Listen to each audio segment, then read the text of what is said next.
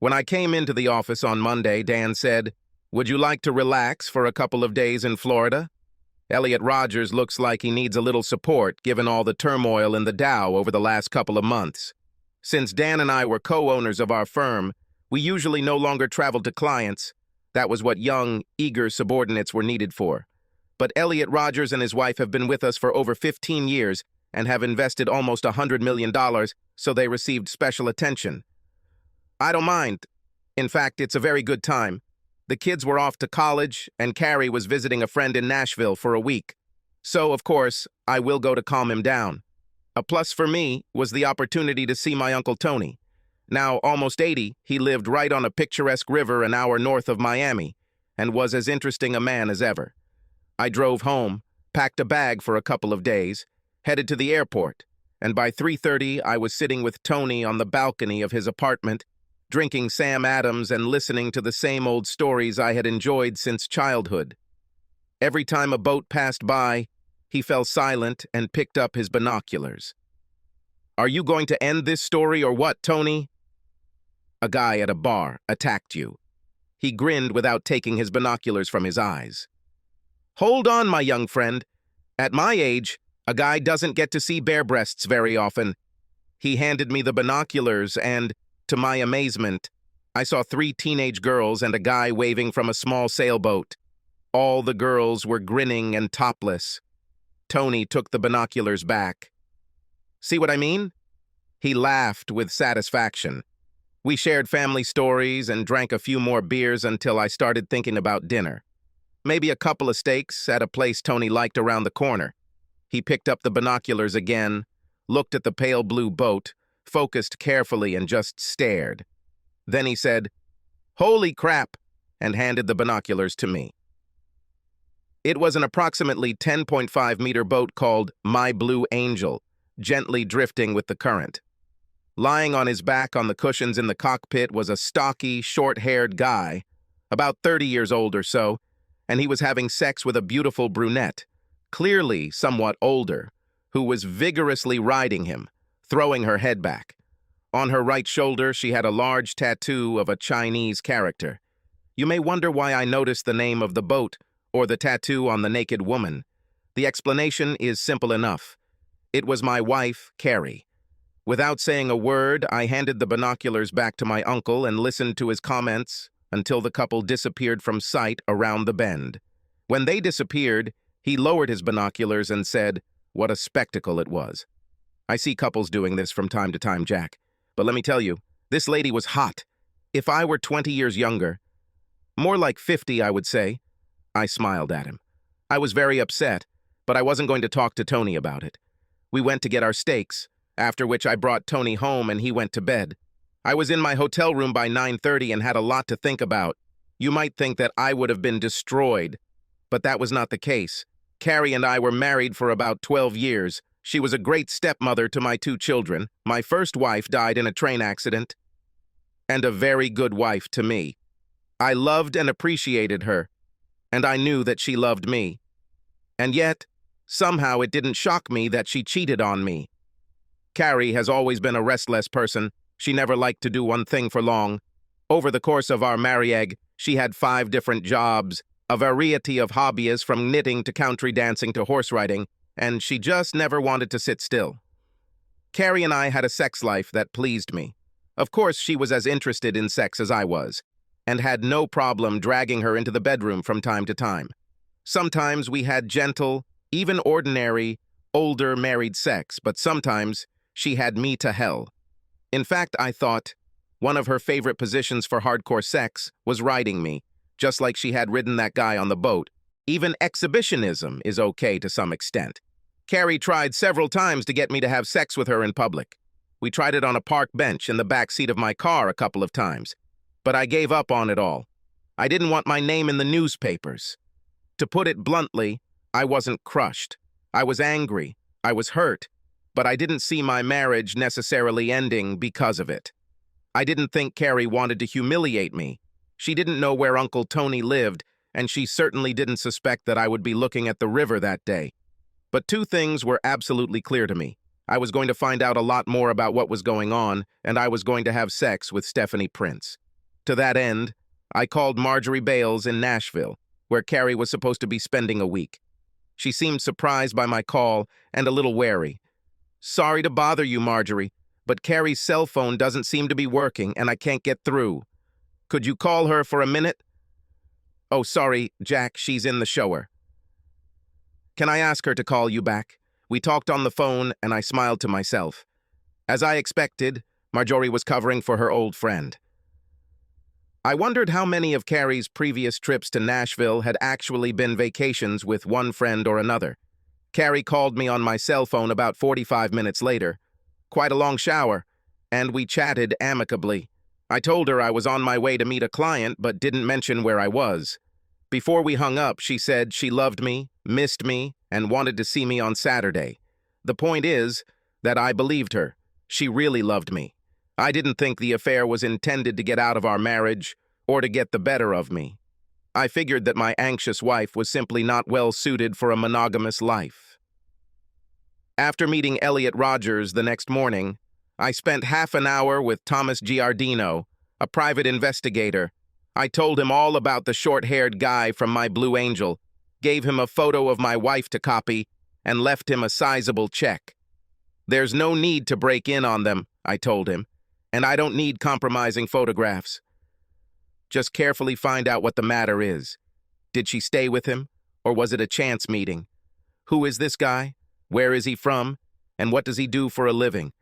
I want to try to figure out how they met and how long they've been doing this." Before I boarded the plane back to Charlotte, I called Stephanie Prince. "Hello? This is the man of your dreams. Are you free for dinner today?" Yes, I'm serious. Carrie's out of town and I want to take you to dinner." "What do you think of Fig Tree?" "Fantastic. I'll pick you up at 8 Mole. And listen, we're something that is worthy of this beautiful booty. I want every man in the restaurant to hate my guts tonight." I laughed and hung up. Then he called the Fig Tree and made a reservation. Stephanie Prince was a tall, very hot redhead, about 32 years old, who lived 3 blocks from Carrie and me. She sold real estate, knew almost everyone in the city, dated a lot, and for some unknown reason, was partial to me, although I was a fairly average guy of 41 years old. 3 or 4 years earlier, after we had met at a few neighborhood parties, she made a serious proposal to me. We were having lunch downtown and she said, "Jack, would you do me a favor?" "Of course," I replied. "Say the name." "I've been going through a damn hard period lately. Could you take a couple of hours off today and have sex with me until you lose consciousness?" When I finished picking my jaw up off the table, we talked about it. If I had ever considered cheating on my wife with anyone, it would have been Stephanie, and I told her so. But I took my marriage vows seriously. "I know you're happily married, Jack, and I'm not trying to break you up from Carrie. I'm not looking for a husband or even magical romance. I love sex and I like you. If you want to lie on the bed with me 1 or more times, just tell me." I let her go, but did not thank her for her flattering offer. And I didn't forget about it either, although it wasn't until I saw Carrie cheating on me with that guy that I thought that someday I'd do something about it. The steelhead trout at the Fig Tree was the best I've ever had, but it paled in comparison to my night in Stephanie Prince's bed. Based on my time with her, I have to say that extramarital sex, even with condoms, is as amazing as people say it is. She was passionate, experienced, and tireless. I still don't know why she finds me attractive, but she fucking loved having sex with me until I couldn't get hard anymore. The dinner was surprisingly serious. We flirted, sure, and Stephanie kept dropping hints about her plans for me after dessert, but we also really talked. She's so attractive that it's easy to overlook how thoughtful and smart Stephanie is, but our conversation reminded me of that. It didn't take long before she asked the $64,000 question, right after we placed our order. "Okay, Jack, spit it out. I'm glad you called, but what's going on?" I smiled. "Can't I have an elegant dinner with the most beautiful woman I know?" "What about Carrie?" "Yes, she's attractive too, but," I said. Stephanie slapped my hand, smiling. "Very funny. Really, what's the matter? You've been keeping your distance since I showed interest a couple of years ago, so why today?" I told her what I saw in Florida and how I felt about it. "This sucks," she said. "I'm sorry, Jack." And I knew she was serious. We spent most of dinner talking about marriage, infidelity, and trust. Stephanie had been divorced twice, both times with hot guys who cheated on her, and then basically gave up on her marriage, so she was very sympathetic. Over a cup of coffee, she asked, "So what are you going to do?" I smiled. "In the short term, I'm going to take you home and hope you invite me in." She gave me a half smile and gently touched my leg under the table with her foot. After that, I don't know. I think Carrie and I can get through this. Maybe. I need to know how serious this affair of hers is, and I have a boyfriend looking into it. But you know what? I think it's time to stop talking about Carrie. I signaled for the check. 5 minutes later, we were walking hand in hand to the car. 20 minutes later, we were lounging on her couch, and a little later, we were naked in Stephanie's bedroom. Over the next few days, the smile on my face from my amazing night with Stephanie came and went, interspersed with dark thoughts about Carrie and the future of our marriage. People at work must have noticed something, because on Thursday, Dan walked into my office, closing the door behind him, and asked, "What?" Sighing, I told him the story. "What are you going to do?" he asked. "Ask me next week," I said. "It depends on what the private investigator finds and what Carrie says. She'll be back Saturday night, so we'll see. I spent Thursday night with Stephanie, and it was just as hot as the first time. I brought Chinese takeout, and we fed each other in bed when we weren't having sex or giving each other affection. You know? I told her around midnight while we were sleepily watching Letterman. I'm having a really good time. And this is a surprise for you? Jerk!" She laughed. "No, that's not what I'm talking about." I kissed her. "Sex with you is just fabulous, Stephanie. I'm serious. You are an amazing lover. But you turned me on so much that I didn't immediately notice how much fun I had when we weren't having sex. Just talking to you, laughing, watching you dribble Kung Pao chicken onto those amazing breasts." I leaned down and licked the bud on her breast, enjoying her trembling. I can't believe no one has bought you yet. You deserve better than me, to be honest." She turned off the TV and pulled me towards her for a kiss. "You're cute, Jack. And I had a great time, too. But don't underestimate yourself. You are a bigger prize than you think. And if Carrie doesn't pull her head out of her ass, then women will be lining up to try and make you feel better about yourself." "Including you?" I asked. She looked away. "Don't know. I've almost come to terms with the fact that I'm not a settled girl, but let's just say I don't know and leave everything as it is." We left everything as it was, both realizing that things had become very serious. We cuddled up to each other, kissed a little more, and fell asleep. And in the morning, Stephanie was light and funny. We took a shower together, joked at breakfast, and went our separate ways.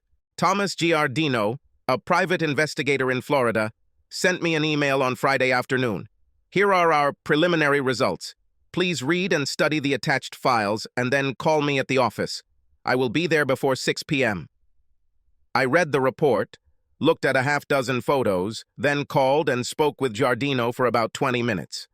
The owner of the Blue Angel was a 34-year-old guy named Roger Dion. He was the vice president of sales for a pharmaceutical supply company and, according to his neighbors, something of a woman lover. He almost always had a woman at home. She would splash in the pool, sunbathe on the deck, or even moan and scream in his bedroom. And the women never stuck around for long. Dion apparently loved variety, not monogamy. The private investigator's photos included several shots of Carrie and Dion together, lying by the pool, getting out of a BMW in his driveway, and one of them eating together at a table in the back of the house. There was no sex involved in any of them, although it was obvious that she was living with him.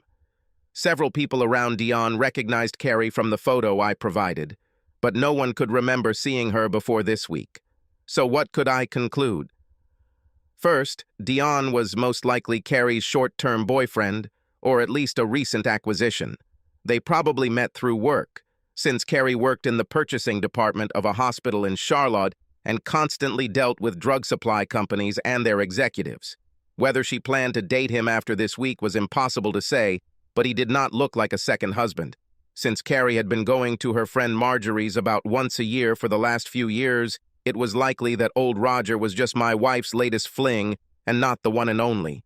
She was clearly very careful in her adventures, since I would have no idea what she was doing if not for Chance and Uncle Tony's binoculars. I still have a few questions, but not many. There is only one main thing. What should I do about it? Baby, I missed you. Carrie casually kissed me and hugged me tightly. I kissed her back, then took her suitcase, and we walked into the airport parking lot, with her holding my hand tightly. I hope you have a bottle of champagne for us. Because both Carrie and I traveled periodically for work, or in her case, to visit to my friend Marjorie in Nashville. We got into the habit of celebrating our reunions with champagne in bed, followed by hot sex. Tonight was no exception. She took a quick shower while I unloaded her bags and got out the champagne, and we spent the next couple of hours playing in bed. She looked happy and excited as always, but for me it was different. Fun, physically satisfying, but a little empty. When we finished, she snuggled up to me, kissed my neck, said, "Thank you, baby. I love you," and fell asleep a few minutes later. When Carrie came into the kitchen in her dressing gown and a sleepy smile on Sunday morning, I had already made coffee and was just serving omelettes and toast. She hugged me, smiling, then accepted a cup of coffee. We ate in silence, Carrie looking at me tenderly, squeezing my hand from time to time, and I just sat and watched. After the second cup, when she began to come to her senses, Carrie said, "That was pretty sweet last night, baby. The best part of being away is always coming back when you remind me of what I was missing." She smiled at me lovingly. I liked it, but that didn't stop me from saying what I've been waiting for. "Do you think I should have used a condom, Carrie? I mean, if you're having sex with Roger Dion, do you think we're safe?" The smile froze on her face. "Jack, What? What you said?" I waited, letting the silence grow. Her face became very pale, and she could not bear my gaze. "Roger," I said. "A guy in Florida with a boat. Don't play dumb, honey, it doesn't suit you. Did you use condoms with him? What about the other guys you cheated on me with? I think there were at least 5 or 6. Have you been a good girl and practiced safe sex?" Carrie started to cry. "Jack, it's not, what? Oh God, baby, I'm so sorry, I didn't. Oh my God." She buried her face in her hands, crying even more. When she looked up at me, her face was stained with tears. I just stared back. "Baby, Jack, oh God. I know I did something terrible, but how did you know?" Silence. I didn't intend to answer this question. She looked at me and recoiled from everything she saw. Now she was crying harder, blowing her nose into a napkin. I got up from the table. "I'll go take a shower." When I returned to the kitchen half an hour later, shaved and dressed, Carrie was still sitting at the table, but she had already cleared the dishes and washed her face. "Honey, I know I have to explain everything to you. I know I screwed up, and I love you so much, I just can't." "Sorry, Carrie," I said. "Not now. I'm supposed to be at Stephanie Prince's house. I think I'll be back for dinner. Then we can talk." "Stephanie Prince?" Her sad face became puzzled. "Yes. Do you remember Stephanie? The real estate agent? Tall with red hair? It turns out that she is very skillfully caressing my manhood, as if she enjoys doing it, you know what I mean?"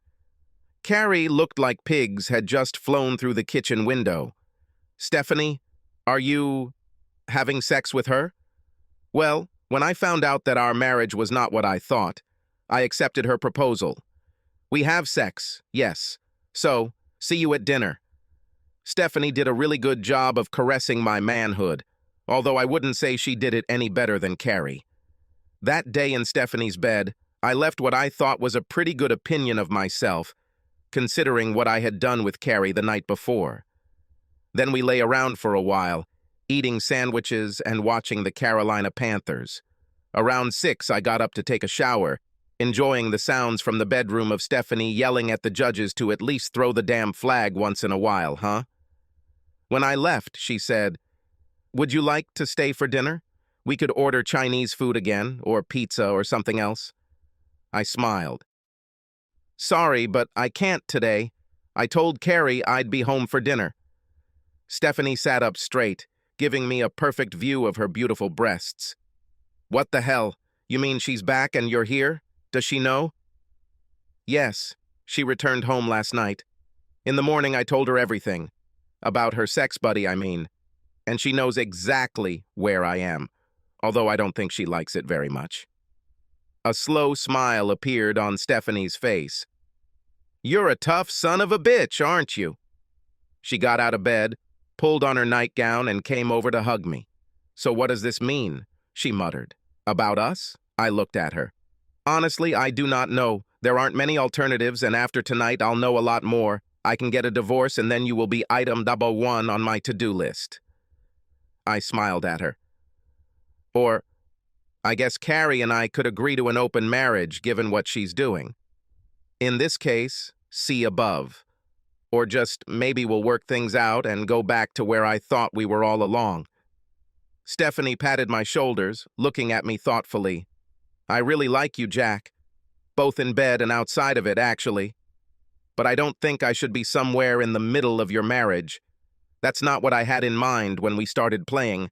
I kissed her. "I understand. First, we need to deal with Carrie. After that, we'll see. But I definitely wouldn't say no to more of what we did, Steph." Catching her by surprise, I grabbed her ass and lifted her into my arms. Squealing, she wrapped her legs around my waist and hugged me, giggling as I kissed her deeply again. It wasn't easy, but it was worth it. When I entered the house, soft music was playing, Vivaldi or something like that. I looked into the dining room and saw a table set for two, with serving mats, pretty napkins, and 2 tall candles. Before I could go look for Carrie, she came in from the kitchen with fried chicken in a large frying pan. She put on one of her beautiful dresses, much more chic than usual, for a quiet dinner at home on the weekend. "There you are," she said in a voice full of feigned amusement. "Dinner is ready, so sit down." A moment later, she returned from the kitchen with 2 more dishes, rice, pilaf, and spinach. As I sat down, she took a bottle of good white wine, which we both love, from the refrigerator and poured us a glass. "This looks delicious, Carrie," I said. We silently drank a glass of wine and ate our dinner without much conversation. There was some talk about innocent things, the latest news from the kids, what happened at my job. But there was too much left unsaid, too many topics to avoid. It was intense, and she was clearly enjoying it a lot less than I was. When she cleared the table and brought out a beautiful apple pie, I suddenly had enough. All day, all week, thoughts were spinning in my head. Can my marriage be saved? Do I want to save him? Will I be as happy if I become a single guy again? Is there any future possible with Stephanie? And I realized that, at least at that moment, everything depended on what Carrie had to say. It depends on what her story will be and how she will tell it. So, Carrie, let's get down to business. What's first? Shall we talk about my day with Stephanie or your week with Roger Dion? Which of us has had more sex? How many other lovers, or sex friends, or whatever you call them, have spread your legs? Will we have an open marriage or no marriage at all? Where would you like to start? I took her by surprise. She stared at me, her face pale, her mouth open. Then she began to cry quietly. "Jack, I'm a terrible person." She spoke quietly, tears flowing down her face onto the table. "I'm selfish, I'm immature, I'm a liar and a deceiver." She looked up at me. "You know that before you, I never had a relationship that lasted even a year.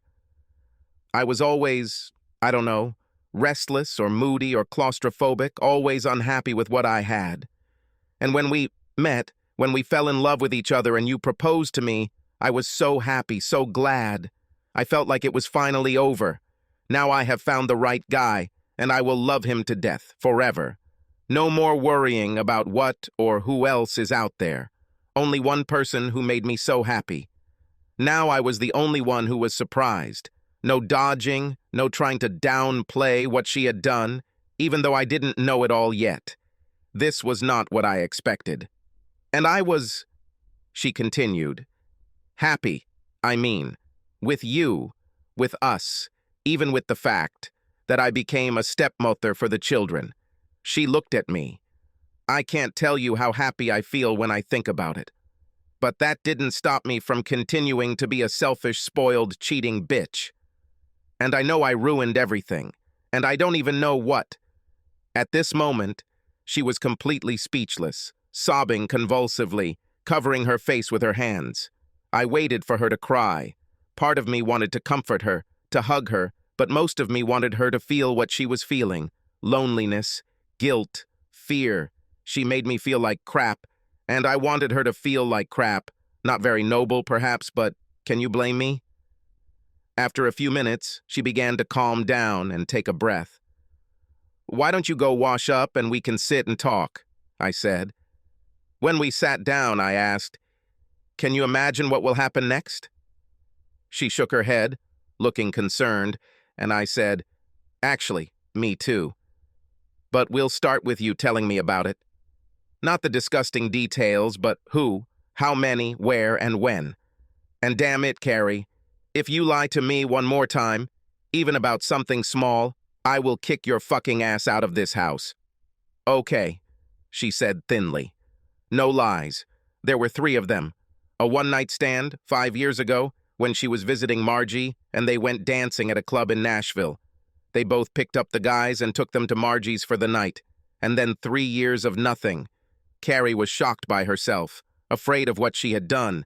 But the scare was short-lived. She did it again, got picked up at a bar while visiting Margie, and spent the night in the guy's hotel room.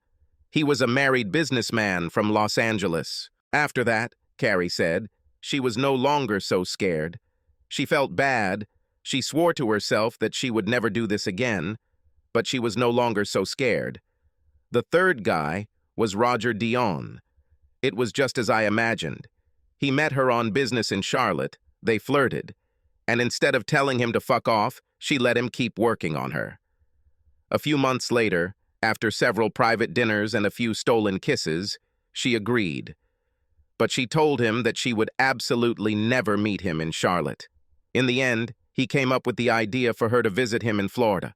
On her last visit to Margie, she flew into Nashville on Saturday, then boarded a plane to Miami, and spent 4 days with Roger before returning to Nashville for the rest of the week. She didn't want to risk flying home straight from Miami and somehow I would find out about it. She swore that she had no intention of seeing him again, and I believed her. No part of this story suggested anything romantic. And sex, at least the way Carrie told the story, sounded pretty ordinary. Exciting, like a new novel, but nothing cosmic. When she finished telling me her story, she leaned back in her chair, looking exhausted. To my surprise, I discovered that I already had a clear idea of what I wanted. "Okay," I said. "Now it's your turn to listen. When I point at you, you'll say, 'Yes, Jack.' Otherwise, shut your damn mouth. Okay, Carrie?" I pointed at her. She nodded, looking scared, then said belatedly, "Yes, Jack. I love you, and I appreciate our marriage, and I fucking hate what you did. Part of me wants to grab you by the neck and slowly choke you, watching your face as you die. You shit on me and our marriage. You betrayed our love, my faith in you, and all the hard work we both put in to make our marriage successful. You should be fucking ashamed of yourself. You know that, right?" I pointed at her, and she quickly replied, "Yes, Jack," nodding so energetically that I almost broke into a smile. "There are only 3 things that can happen, and I've already ruled out one of them," I said. I stood up and started walking back and forth, watching her face. "First, we can get a divorce. Nice, simple, and clean. We'll just say, 'Hasta la vista,' and you can move out of this house and spread your legs for any asshole you see. You can be free, be as restless, selfish, and irresponsible as you want. No need to lie, no need to trample on anyone's heart. Second, we may decide to have an open marriage. There's no point in living up to our marriage vows. They're so outdated and depressing, right? You have sex with whoever you like, and I have sex with whoever I like, Stephanie Prince or whoever, and if we feel like it, we can even do it with each other from time to time. But this option doesn't suit me. There will be no real love, no trust, no connection. This is not a marriage that can make me happy, so I won't do it. Dot. The third remains. We remain married. We decided that the words we said to each other 12 years ago, the words that we would leave everyone else, still mean something to us. Even after you pissed on them all, and after I spent several nights in Stephanie's bed, I choose the third. She looked scared, but said it right away. Didn't I say not to talk? Yes, Jack, I did. I can't help it. I choose the third. That is, if I have a choice. You haven't said yet whether you'll give me the right to vote, but my vote is for the third. Okay, I said. I was pleased, but didn't show it. Now shut up again.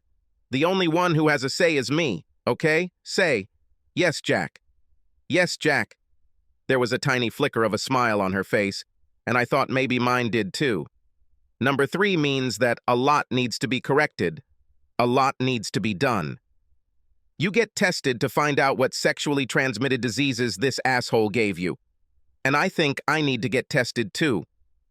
I was careful with Stephanie, but even though you say you used condoms, I'll be damned if I'm going to take any chances.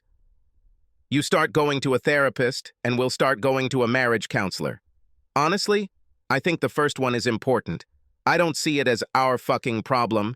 It's your fucking problem. But I'm sure the consultant will help us communicate better, even if it's just so I know when I have to kick your ass before you do anything even 1/8 dumber. Next, press your legs together. Understood? I pointed at her and she replied, Yes, Jack. There were tears on her face, but she began to smile. You remind yourself that there is only one guy you flirt with, one guy you kiss or touch, one guy you have sex with. Always. And that's me. And if you don't like it, if you think it's too restrictive, then we're back to number 1. I looked at her, and the smile disappeared. Yes, Jack. Yes, I understood. Yes, absolutely. Okay, I said, still pacing, after thinking. There may be a few more as we move forward, things I'll think about later or things a marriage counselor might suggest. But for now, there are 2 more. First of all, Nashville is over. You'll never go there again. Carrie's head jerked. She opened her mouth, but then closed it again. Then she nodded and said, Yes, Jack. Your little friend Margie was at the very center of how you ruined our marriage, and it will stop. If you want to see her, you can invite her here. And after I bust her ass, I might even let her stay in the guest room for a night or 2. Understood? Yes, Jack. She said it before I even looked at her. And I'm sorry. You're absolutely right about Margie and about all this. Now the last thing. I keep seeing Stephanie. Not all the time, but from time to time. Whenever I want. Have dinner, sleep, whatever. Until I decide I've had enough. Or you've had enough. Say it. I pointed at her. Yes, Jack. Her face was pale, and the tears returned to her eyes. Not too nice, is it? Thinking about me with her? This gorgeous body? These long legs hugging me? Are we having sex or just kissing? Maybe we just lie and whisper sweet words to each other. No, Jack, this is not very pleasant. It hurts. It hurts a lot. And I know why you say that, and you're right. So I say, Yes, Jack. She cried a little, but held my gaze. And I'm so sorry for being a selfish idiot. And for causing you such pain. She burst into sobs again, and this time I went over and hugged her, still angry but loving her warmth and softness. She hugged me tightly, crying, and finally said, You haven't told me your decision yet, but I'm still for the third. With all your conditions. Fine. This is my voice too. Number 3. Carrie was fast asleep next to me, snoring softly. I was still awake, thoughtful, but feeling good. The evening ended with prolonged loving pleasure of my manhood. She wanted to make love, but I absolutely refused to have sex with my own wife with a condom, and she looked quite ashamed when I said so. I knew that we had already had unprotected sex the night before, but I wanted to emphasize this. When the blood test results come back, and not a day before, until then, you'll just have to please me. I felt amazingly optimistic about my marriage. Perhaps part of it was just a certain degree of maturity. At 41, my reaction to her betrayal was stronger than the blind rage I might have felt at 25. As I told you at the beginning of this story, I know Carrie loves me. She's spoiled, but she loves me. So if we can do something about the part that's broken, maybe we'll succeed. I didn't think I'd be dating Stephanie for very long. The sex was great and I really liked her, but I couldn't see how it could stop me from repairing my marriage to Carrie. Nevertheless, the opportunity itself seemed to me to be a good level of pressure, and I really enjoyed licking the Kung Pao chicken off Stephanie's breasts. Subscribe to our channel so that your second chaff doesn't cheat on you, and go ahead and listen to the next story, because this story is nothing compared to the next one. If you're under 18, don't even think about listening to the next one. Listening to the next one. Listening to the next one. Listening to the next one. Listening to the